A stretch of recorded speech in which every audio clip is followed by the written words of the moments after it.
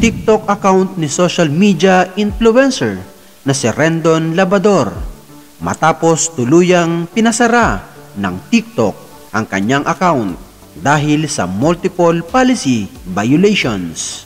At syempre, marami ang natuwa nang mabalitaan ito ng mga netizen. Ito raw ang magandang balita na narinig nila kay Rendon. Sabi ni Rendon, bakit kung kailan binoboses ko ang mga taong walang kakayahan ipaglaban yung mga sarili nila, doon naman ako naband. Dami-daming kabastusan at kahayupan sa TikTok ay okay lang. At may update si Rendon, sasayaw daw siya nang nakahubad.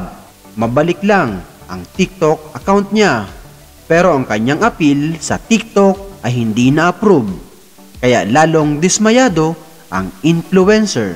Aniya sa Instagram story, kailangan ko pa bang sumayaw ng nakahubad para lang ibalik ni TikTok ang account ko? At nagpasaring din si Rendon sa YouTube at Instagram. Baka gusto nyo na ding sundan ang pag-delete ng lahat ng social media accounts ko.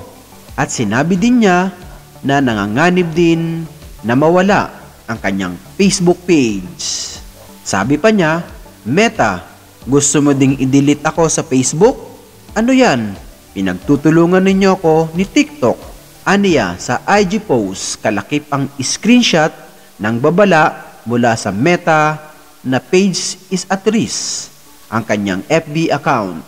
Kung nagustuhan mo ang ganitong mga video, pakishare na rin sa iyong mga kaibigan at kapamilya. Maraming salamat. God bless.